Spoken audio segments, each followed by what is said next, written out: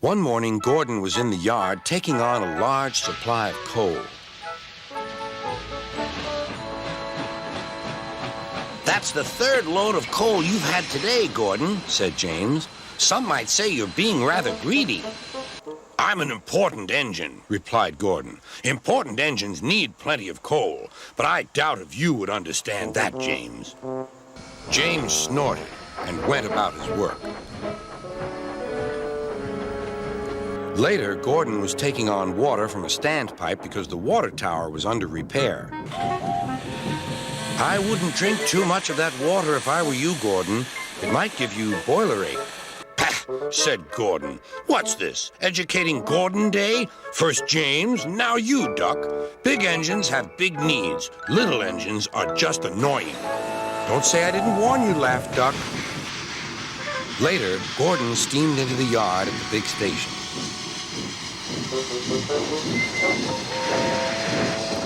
That's what I need, exclaimed Gordon. There, emerging out of the sheds, were two shiny tenders. Now, if I had two tenders, said Gordon, I wouldn't need to stop so often, and I wouldn't have to listen to silly little engines. Those tenders belong to a visitor, replied his driver. Diesel sidled up alongside. Everyone knows that tenders are a mark of distinction, but I'm afraid that no amount of tenders will save you in the end. We Diesels are taking over, and we don't need tenders to make us important, not even one. Gordon was most upset. He was feeling just the same next day. I'm not happy. Your firebox is out of order, said James. No wonder after all that coal you had yesterday. Hard work brings good appetite, snapped Gordon. You wouldn't understand. I know, put in Duck brightly. It's boiler ache. I warned you about that standpipe on the other railway, but you drank gallons. It's not boiler ache, protested Gordon. Of course it is, said Henry. That water's bad. It furs up your tubes. Your boiler must be full of sludge. Have a good wash out.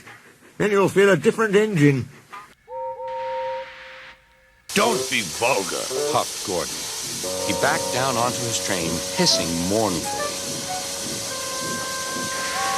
Cheer up, Gordon, said Sir Topham Hatt. I can't, sir. Is it true what Diesel says, sir? What does he say? That Diesels are taking over. Don't worry, Gordon. That will never happen on my railway. One more thing, sir. The others say I've got boiler ache, but I haven't, sir. I keep thinking about the dreadful state of the world, sir. Is it true, sir? All my Doncaster brothers drawn the same time as me? All gone, except one. The guard's whistle blew, and Gordon puffed sadly away. Poor old Gordon, said the fat controller. If only we could. Yes, I'll ask his owner at once. He hurried away. Arrangements took time, but one evening Gordon's driver ran back excited. Wake up, Gordon! The fat controller's given you a surprise. Look! Gordon could hardly believe it. Backing towards him were two massive green tenders, and their engine shape was very like his own. It's Flying Scotsman, he gasped. The fat controller's brought him to see me. Oh, thank you, sir. Gordon's toot of joy was drowned by Flying Scotsman's as he drew happily alongside. Next day the two engines were photographed side by side. You've changed a lot, smiled Flying Scotsman. I had a rebuild at Crewe. They didn't do a proper Doncaster job, of course, but it serves. I had a rebuild, too, and looked hideous. But my owner said I was an extra special engine and made them give me back my proper shape. Is that why you have two tenders, being special?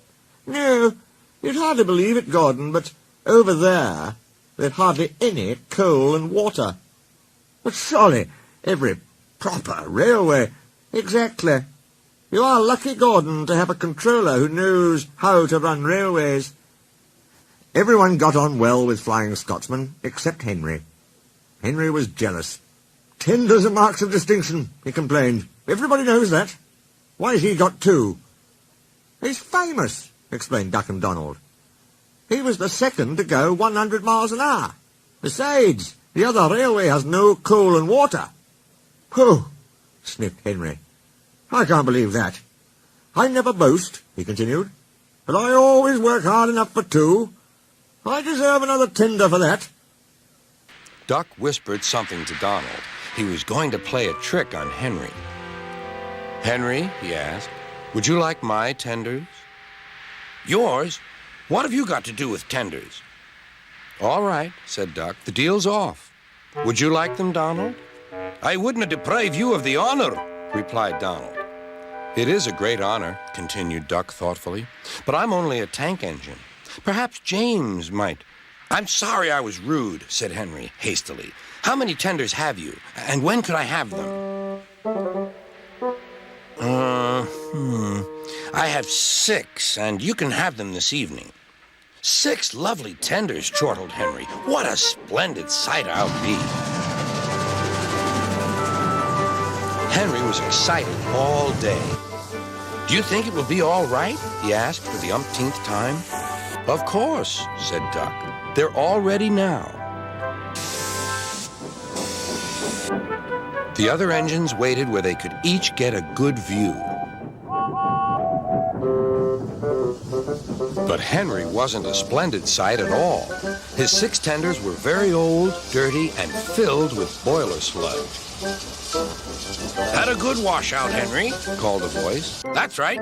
You'll feel a different engine now. Henry was not sure, but he thought the voice belonged to Gordon.